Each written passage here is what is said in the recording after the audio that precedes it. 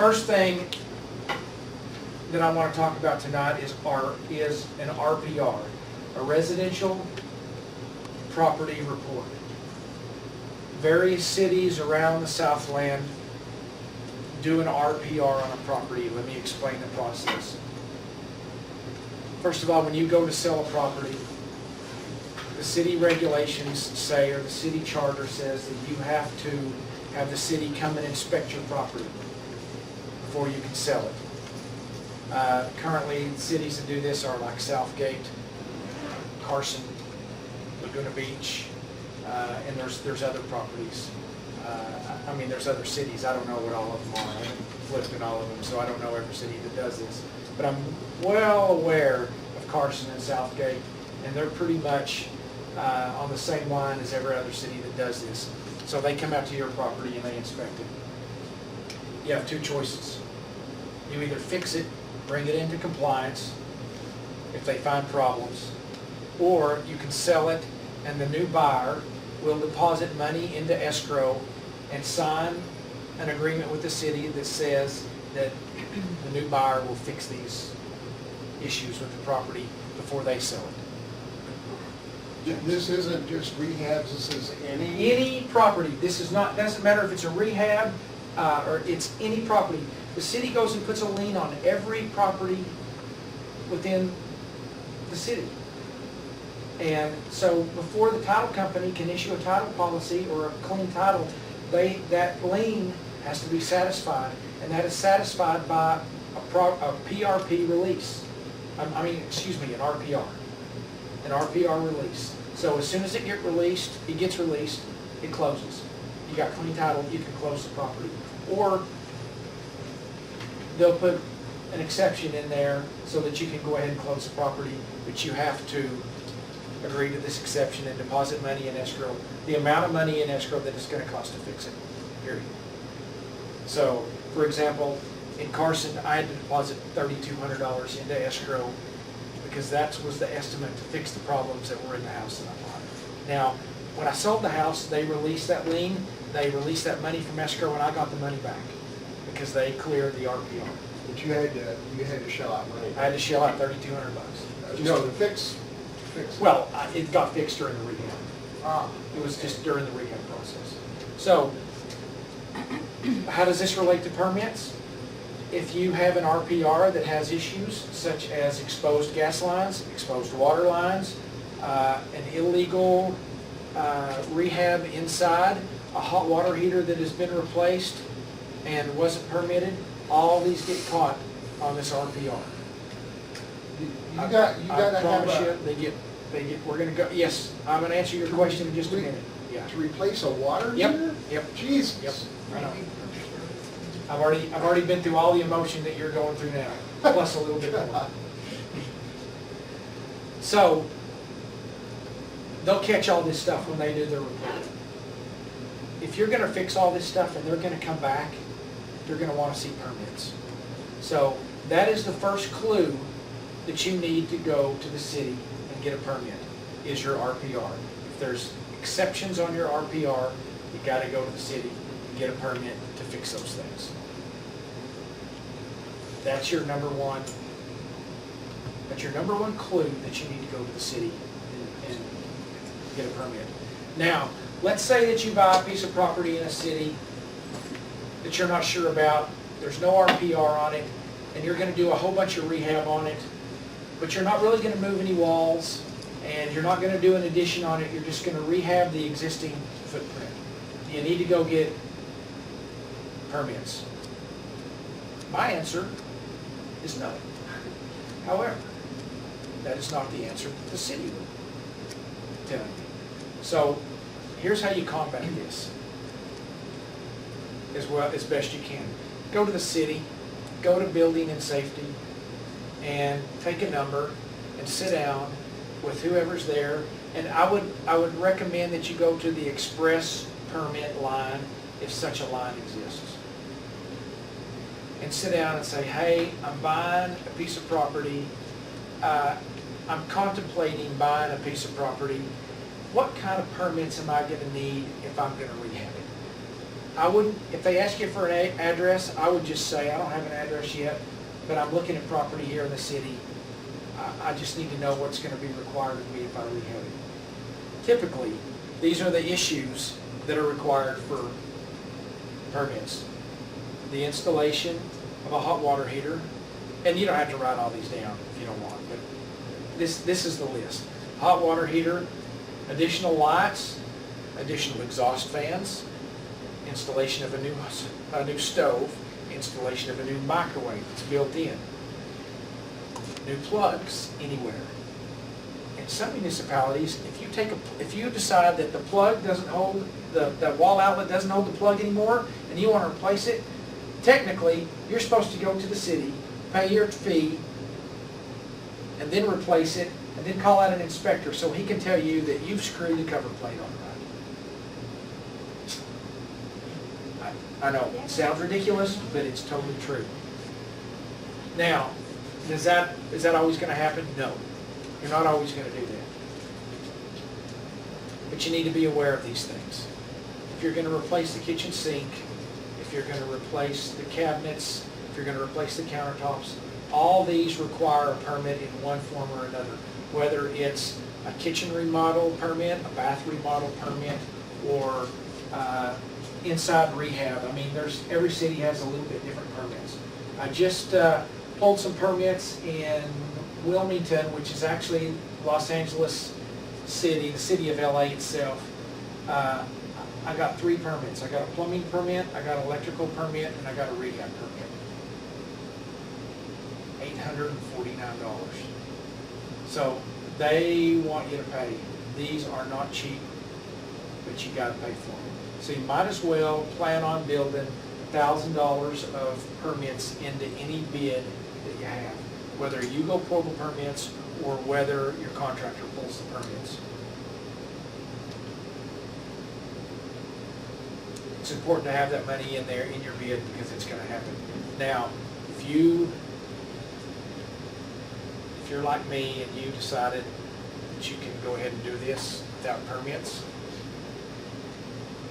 and you rock along there and you do really well until 2 days before you're finished with your construction, and all of a sudden you get a tag on your door that says cease and desist all work, building permits must be obtained, and there are 20 codes below that you just got fined for, then you need to do a quick reevaluation and get your rear end out in the city as fast as you can and get some permits.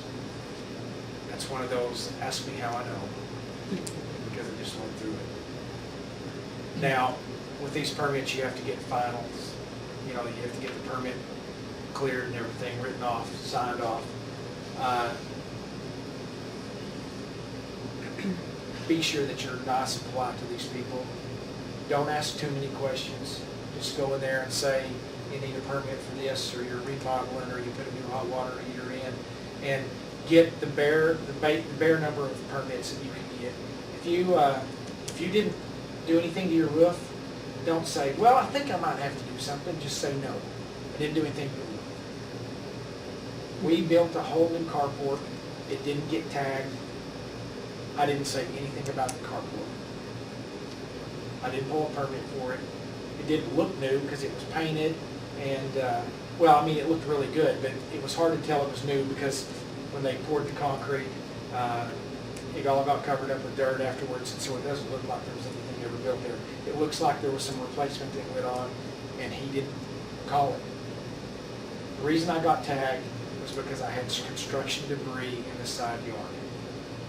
And the city code enforcement just happened to be driving by, and bam, he saw it, and I got caught. That was the Flint rehab? Yes, that was the Flint rehab. So, just be aware of that when you're going to do these rehabs and stuff.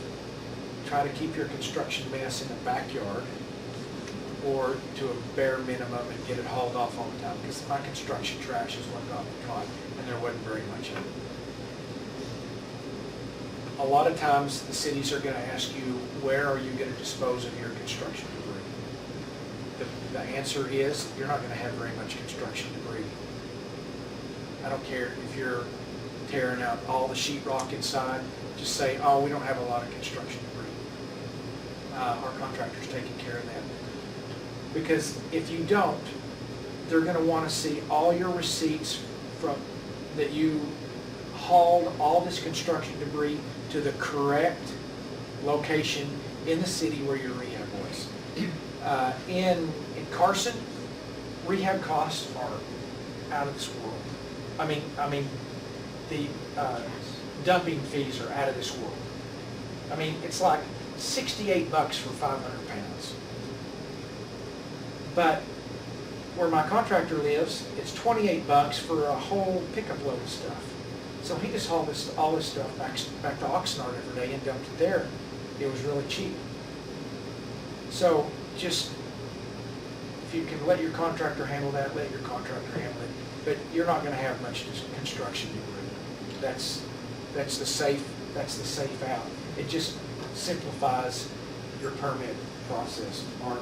The city of Norwalk requires a cash deposit now of $1,000, and they only have 2 approved vendors for hauling trash. Yes. So you didn't have much construction trash? Well, it's still negotiating. Okay, that's right. There you go, right there. Yeah, you have to learn how to work the system. And the less questions you ask when you're actually applying for your permits, the better off you are. Now, here's a couple of hints when you sit down to apply for your permit process. Find out how many wall outlets can go on one permit in the first price level. If it's 5, get 5. If you're only going to replace one wall outlet in there or add one wall outlet in there on the electrical permit for a microwave, for an over-the-range microwave, put 5 on there. Just put the maximum number that you can put in that price range. They're 1 to 5 for $97. 2 to 10 for $150. If you're going to have 6 outlets on there, put 10 outlets on there. If you're going to have 1 outlet on there, put 5 outlets on there.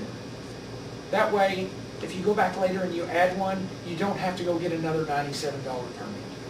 Because you will have to, because if they see new outlets on there that aren't on the permit, you're going to have to go get another permit, pay a whole other permit fee, pay a whole other inspection fee. So just max your electrical and your plumbing permits out for the price level that you're in. Anybody have any questions on that? Terrence? All right, so suppose you just have to do a whole bunch of electrical work. You have to do rewire and outlets, of course. So is that just one permit? No, you're gonna, well, yeah, it's still one permit, but you're gonna pull a complete rewire permit. Instead of just the additional plugs, like I did, you're gonna pull a complete rewire permit. It's gonna be a little bit different price schedule. But if you're not doing a whole bunch of electrical work, and you're just adding a couple of outlets, you're just gonna do 1 to 5 outlets. But if you're gonna rewire the whole house, then you have to pull a complete rewire permit. Yes, sir? Does the cost vary? Absolutely. With that? Yeah. Adding a couple of outlets is $97. Complete rewire permits like $300. So. Look at the budget deficit for the city you're in. Yes. Find out Yeah. how Depends much on how the poor the city permit- you're in is. how much Depends they on how go much- after you for permits. How bad they need tax dollars. Yeah. So. And then some retiree's gonna send you a note saying, thank you. Yeah. Could be using money. That's not too far off either. And then, if you get caught and you're halfway through your rehab, and it's too late, I mean, they're gonna wanna open walls and stuff for an inspection, go ahead and finish it. The chances are that they're not gonna go make you open walls. If you have a really nice rehab, just call for your final, they'll come in. If you gotta tear some stuff up, you gotta tear some stuff up. You're already past that point anyway. Just go ahead and throw yourself at their mercy and see what happens. To date, I have not had any problem. So just say a quick prayer. Prayer always works. And then call for the final inspection. And look, when you meet the inspectors out there, be personable, have a smile on your face. If you don't know something, just don't know it. I don't know. I don't know. I don't know. I don't know. I don't know anything. I don't know. Was that plug there? I don't know. Looks good to me, doesn't it? Wouldn't it? Doesn't that look great? Doesn't the wall color look good in here? I don't know about the plug. Let them figure it out. I'm wondering, what happens if you get on a city's building department bad side? How nasty, how punitive? They can be? make your life awful miserable. I've heard, I have not experienced this. It's only what other rehabbers that are my friends have heard. I mean, that I've heard from my friends. They've gone in and made them pull cabinets off the wall, cut the drywall out, so that they can inspect the electrical that they ran in the kitchen. I know one guy that had a complete black backsplash in the kitchen, and they made him pull all the backsplash out so they could check the wiring on the GFCI circuit, on the plugs. That has never happened to me. So I don't know what to tell you, other than that's why you throw yourself at their mercy. Well, wouldn't it be kind of a better strategy to maybe, have them come out and do inspections? Oh, sure, absolutely. But if you're caught at the end of your rehab and you get tagged and you're already done, I mean, you're not going to want to go Sure. tear all this stuff out. So you just go and see what they'll do. But now, if you pull them at the front, at the very first of your rehab, say on an RPR where you have to pull these permits, dang right, I'll pull the permits, and the next day I'm setting up an inspection for a week later. I've already got it scheduled because I'm going to have all that stuff ripped out, and I'm going to have everything plumbed in where it's supposed to be, and the walls are all going to be open, and I want them to see all that. They're going to come out and they're going to say, oh yeah, that looks great, or no, you need to redo that, and then it's going to be easy to do. So, but that's the difference between applying at the beginning and applying at the end. So, now, dealing with the cities. Here's some important things on dealing with the cities. City employees have good days and bad days. Let me give you the example of a bad day that occurred last Friday. I went to the city of Los Angeles to pull building permits. That's your problem right there. There you go. The lady said, oh, we can't give you any permits because I need a drawing of your property. Okay, I'll give you a drawing of my property. So I make a drawing of this property, and I sketch out everything, and I put all the dimensions in there, everything like it's supposed to be, and I spend several hours doing it. And then I go back Monday morning early, and I remeasure everything that I'm supposed to do, and I go back to the city, to the Building and Safety Department, and I take my number, and I sit and I wait for a little while, and then my number's called, and I go up to the desk, and I say, I need permits, this is what I need, and here's my drawing. The lady looks at me, a girl I've never seen before, and she said, I don't need that. So, was I aggravated? Yeah. Did I show it? Absolutely not. I said, oh, okay, no problem. Inside, I am getting pretty heated up because I spent a lot of time drawing this and a lot of work. Now I've got this really great drawing of this house that I've sold it. I don't care if I have a drawing or not. Did you do it on a computer? No, I just sketched it out on graph paper, but was it beautiful? Absolutely it was beautiful. I do good work. But she didn't think so. She didn't need it.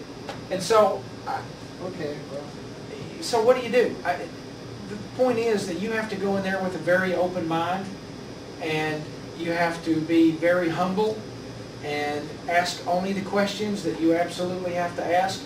Don't give up any more information than you have to give up, and then get your permits. Now, Flatter a lot, do what? and flatter them a lot. If you got a southern accent, it really helps in California. Because the first thing they ask you is, where are you from? I said, Texas. Not from around here. No, ma'am. Not from around here. So Tom.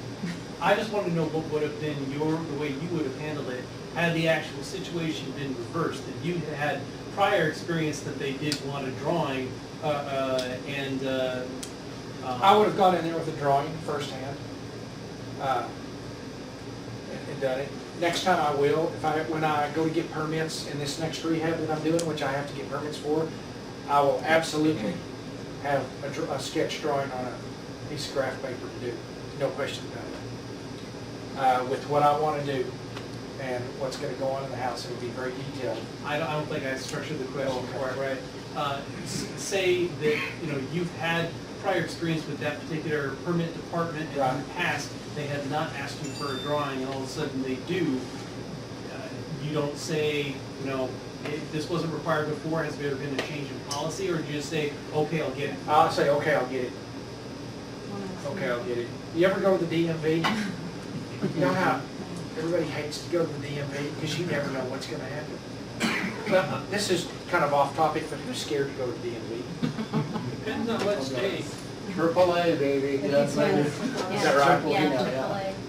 Well, Not for everything, but you can go to AAA for a lot. I didn't know that. I hate the DMV. I'd go to the But DMV. you have to well, have cash.